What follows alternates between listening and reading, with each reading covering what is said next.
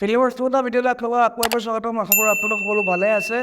আজি কি ধৰণে ট্ৰেড ল'ব লাগিছিলে আপোনাৰ নিফটি ইণ্ডেক্স আৰু কি ধৰণে কাইলৈ ট্ৰেড ল'ব লাগিব ছুপাৰ লেভেল ইত্যাদি সকলো এই ভিডিঅ'টো ফাইনেলি আপোনালোকক দিবলৈ আহিলোঁ। এতিয়া বোলো আমি এনালিচিছ চাই লওঁ যে আজি কি ধৰণে ট্ৰেড ল'ব লাগিছিলে বা কি ধৰণে কোনডোখৰ ট্ৰেড ল'ব নালাগিছিল বলক। আমি যদি ৰাতিপুৱাৰ কেণ্ডেলটো যদি আমি অবজাৰ্ভ কৰোঁ, ৰাতিপুৱাৰ কেণ্ডেলটো পূৰা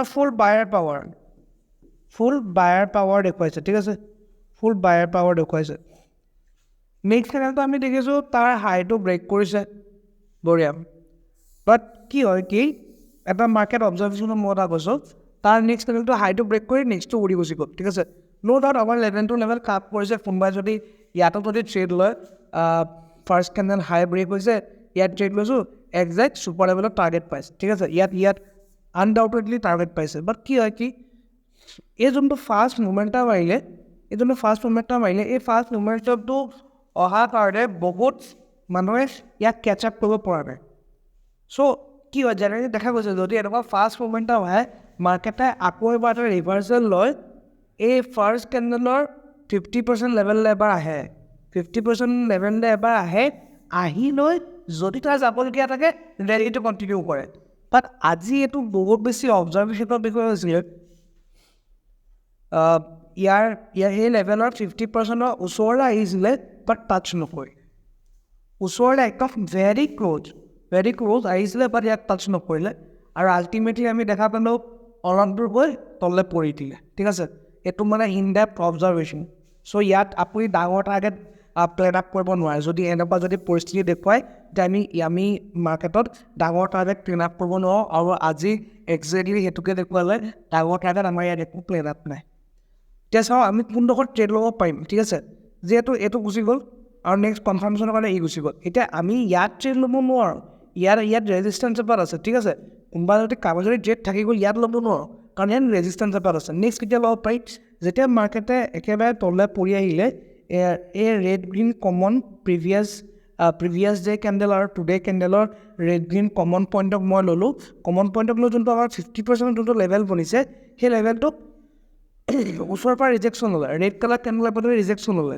আৰু নেক্সট কেণ্ডেল পৰা যদি গ্ৰীণ হোৱা হ'লে লগালগ এণ্ট্ৰি লৈ ল'লে, কিন্তু নেক্সট কেণ্ডেল পাতো ৰিজেকশ্যন ৰেড কেণ্ডেল আহিলে, ঠিক আছে। ৰিজেকশ্যন ৰেড কেণ্ডেল আহিলে, তাকো আমাৰ লেভেলটোৰ তলত ক্ল'জিং দিলে। চ' ৱেইট কৰিলোঁ, নেক্সট কেণ্ডেল যোনটোৱে ব্ৰেক কৰিলে এইটো ফুল অন কনফাৰ্মেশ্যন আছিলে। ইয়াৰ পৰা ৰিজেকশ্যন ল'লে, ৰাতিপুৱাৰ market sentiment bullish, first candle bullish. So' this all যোনখিনি ইণ্ডিকেশ্যন আছে এইখিনি এটা টু মেক দ্য ট্ৰেড, ঠিক আছে। চ' ইয়াত আমি কেনেকৈ ল'ম, এইটো যিহেতু এটা ডাঙৰ কেণ্ডেল হয়, এইটো প্ৰায় 40 পইণ্টৰ কেণ্ডেল হয়, ঠিক আছে। চ' ইয়াৰ আধাত 20 পইণ্টমানত আমি এছেণ্ট হৈ 1:2 টাৰ্গেট, বেছি ডাঙৰ টাৰ্গেট ল'ব নোৱাৰোঁ। কিয় নোৱাৰোঁ, কাৰণ ৰাতিপুৱা মাৰ্কেটত অৱস্থাটো কথা ক'লোঁ, যদি এইডোখৰ মানলৈকে আহি ৰিজেকশ্যন লৈ গ'ল ধুনীয়াকৈ, তেতিয়া সি ডাঙৰ ৰেলী আমি এক্সপেক্ট কৰিব পাৰিলোঁ, বাট নাই যোৱা। চ' আমি ডাঙৰ ৰেলী বা ডাঙৰ টাৰ্গেট আমি এক্সপেক্ট নকৰোঁৱে, ঠিক আছে। আমাৰ একজেক্টলি 1:2 দিলে 40 পইণ্ট দিছে, 40 পইণ্টৰ পৰা ৰিজেকশ্যন লৈছোঁ, ঠিক আছে। চ' ইয়াত আমি ধুনীয়াকৈ আমি এটা ট্ৰেড ল'ব পাৰোঁ। নেক্সট আমি ট্ৰেড ল'বলৈ আমি অবজাৰ্ভ কৰিব লাগিব আৰু ক'ত ট্ৰেড ল'ব পৰা যায়। এতিয়া চাওক, এইটো আৰু এটা বিষয় যে বুলিছ মুভমেণ্টাম ল'লে, তাৰপিছত যোনডাল কেণ্ডেল পৰিলে তাৰপিছত নেক্সট কেণ্ডেল তললৈ কণ্টিনিউ হ'বনে নহয়, based on only super levels, আমি ইয়াক ক'ব নোৱাৰোঁ। So' there is no' valid trade, ইয়াত কোনো ভেলিড ট্ৰেড নাই। এতিয়া ডাঙৰ কেণ্ডেল পাত পৰিছে বুলি মোৰ ইয়াত ট্ৰেড হ'ব পাৰে দেখুৱাই দিব নোৱাৰোঁ, ক্লিয়াৰ। এটা ভেলিড ৰিজন লাগিব য'ত আমি ট্ৰেড ল'বলৈ হ'লে। চ' এইটো ইনভেলিড ট্ৰেড, ঠিক আছে। ইয়াত কোনো আমাৰ ট্ৰেড নাই একৰ্ডিং টু ছুপাৰ লেভেলছ। তাৰপিছত আমি অবজাৰ্ভ কৰিলোঁ ইয়াত এপাত আমাৰ ইম্পৰ্টেণ্ট লেভেল আছে, ফইল জ'ন আছে আৰু ইম্পৰ্টেণ্ট লগতে লেভেলো আছে, ঠিক আছে। এই লেভেলটোক উইকডালে টাচ কৰি ইয়াৰ পৰা উভতিবলৈ চেষ্টা কৰিছে, কিন্তু ইয়াত ল'লোঁ হয়। বাট মই এটা কথা সদায় কওঁ যে মোৰ লেভেল লগ যোনটো পেটাৰ্ণে বনায় বা যিয়ে বনায়, এই বডিটোৱে টাচ কৰাটো ইম্পৰ্টেণ্ট। আৰু ইয়াত বডিটোৱে টাচ কৰা নাই, সেইটো কাৰণে মই ইয়াত কনভিকশ্যন নাপাওঁ ওপৰতে ট্ৰেড ল'বলৈ। আৰু ইয়াত মই অবজাৰ্ভ কৰি থাকি গ'লোঁ যে ইয়াত নলওঁ কি কৰোঁ। তাৰপিছত মই অবজাৰ্ভেশ্যনত দেখিলোঁ 2-3টা কেণ্ডেল যোৱাৰ পিছত বহুত দীঘল লাঠি বনাইছে, যাহাই দীঘল লাঠি বনালে মই ইয়াত বাকচ এটা বনাই দিলোঁ, ঠিক আছে। মই বাকচ এটা বনাই দিলোঁ, এইটো ন' ট্ৰেড জ'ন। নো ট্ৰেড জোন ইয়াত যদি ব্ৰেক কৰে আমি ট্ৰেড ল'ম নহ'লে আমি ট্ৰেড নলওঁ যাহাই ইয়াক ব্ৰেক কৰিলে এই হাই পজিশ্যনটো ইয়াত যেটাই ব্ৰেক কৰিলে ইয়াত আমি ট্ৰেড প্লেন আপ কৰিলোঁ ইয়াৰ লোড ষ্টপ লছ থয় ঠিক আছে কোনডোখৰলৈকে প্লেন আপ কৰিলোঁ আমাৰ এই লেভেলটোলৈকে প্লেন আপ কৰিলোঁ ঠিক আছে এই লেভেলটোলৈকে প্লেন আপ কৰিলোঁ কিন্তু কেণ্ডেলৰ ক্লজিংটোৱে ইয়াৰ ওপৰত দিয়াৰ কাৰণে ৱেইট কৰিলোঁ সিটো লেভেলৰ টাৰ্গেটৰ কাৰণে একজেক্টলি সিটো লেভেলক চুই ৰিভাৰ্ছ মাৰি দিলে যাহাই ৰিভাৰ্ছ মাৰি তললৈ দেখুৱালে ৰানিং কেণ্ডেলত এক্সিট কৰি দিলোঁ ঠিক আছে ৰানিং কেণ্ডেলত ইয়াত এক্সিট কৰি দিলোঁ চ' এইটো আমাৰ ফাৰ্ষ্ট ট্ৰেড এইটো আমাৰ ছেকেণ্ড ট্ৰেড লজিকটো বুজি পাইছোঁ ন কিয় আমি ইয়াত ট্ৰেডটো প্লেন আপ কৰিছোঁ কাৰণ এইটো কি হয় এইটোক চেনেল ব্ৰেকআউট বুলিও কোৱা হয় ঠিক আছে বা এইটো ৰেঞ্জ ব্ৰেকআউট বুলি কোৱা এই যোনটো ৰেঞ্জৰ ভিতৰত পচি গৈছিলে এই ৰেঞ্জটোৰ পৰা ওলাই গ'ল ঠিক আছে তাৰপিছত মাৰ্কেটখন নতুন ট্ৰেড ল'বলৈ চাওক যিকোনো ট্ৰেড প্লেন আপ কৰিবলৈ আপোনাৰ প্ৰথমতে কি লাগিব market view market sentiment level price action clear so' সেই বস্তুকেইটা বহুত বেছি ইম্পৰ্টেণ্ট হৈ গ'ল আৰু ইয়াৰ পৰা ৰিজেকশ্যন ল'লে অ'কে বঢ়িয়া চ' ৱেইট কৰিছোঁ ক'ৰবাত যদি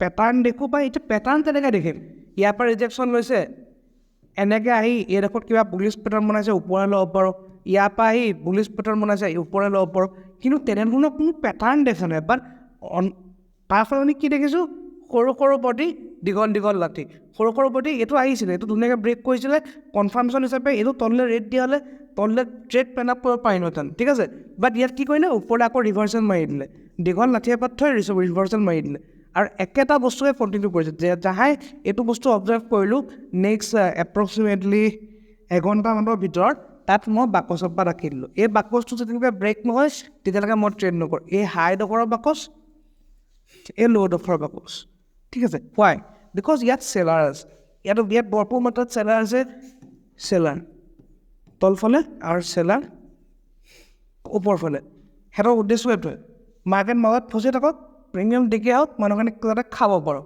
আৰু যেতিয়ালৈকে ইয়াক ব্ৰেকআউট নকৰে তেতিয়ালৈকে আমি ট্ৰেড নলওঁ চিধা কথা আৰু ইয়াত লাষ্ট মুভমেণ্টত ইয়াত ব্ৰেকআউট কৰিছে ইয়াত এডোখৰত কি ল'ব আৰু 10 মিনিটমান বাকী আছে মাৰ্কেট শেষ হ'বলৈ ঠিক আছে চ' আমাৰ কাৰণে ছুপাৰ লেভেলৰ সহায়ত ভেলিড ট্ৰেড আজি দুটাই আছিলে বাকী আজি আপোনালোকে কিমান টকা কি কমালে তলত কমেণ্ট কৰি জনাব আৰু আমাৰ levels exact point to point কাম কৰিছে আনকি আপুনি চাওক exact point to point level maintain কৰিছে exact point to point so' এই ধৰণে লেভেলখিনি ক্ৰিয়েট কৰিবলৈ চেষ্টা কৰোঁ আৰু এতিয়া বলক কাইলৈ ট্ৰেড কৰিবলৈ নতুন ছুপাৰ লেভেলখিনি আমি চাওঁ বাৰু অ'কে কাইলৈ এতিয়া ট্ৰেড কৰিবলৈ যোনখিনি ছুপাৰ লেভেল আপোনালোকক শ্বেয়াৰ কৰিবলৈ গৈছোঁ ইয়াত আপোনালোকে ছাইডত দেখিব পাৰে কিছুমান ইম্পৰ্টেণ্ট জ'নো বনাই থোৱা আছে য'ত আপোনালোকে ট্ৰেড কৰিব লাগে আৰু য'ত কৰিব নালাগে যেনেকৈ আমাৰ কাৰণে বহুত ইম্পৰ্টেণ্ট জ'ন হৈ যাব যিহেতু ইয়াৰ পৰা বহুত বেছি হাইলি বাইং প্ৰেছাৰ ওপৰত লৈ গ'ল ঠিক আছে আৰু ইয়াত বহুত ইম্পৰ্টেণ্ট লেভেল হৈ পৰিছে আমাৰ এইটো মই 6 লেভেল বুলি কৈছোঁ ইয়াত বহুতখিনি ডাটা চাই মেলিও ইনপুট কৰা হৈছে পিছত বুজাম বাৰু ঠিক আছে এইটো ইম্পৰ্টেণ্ট লেভেল হ'ব আৰু কাইলৈ এতিয়া কি কৰিব পাৰে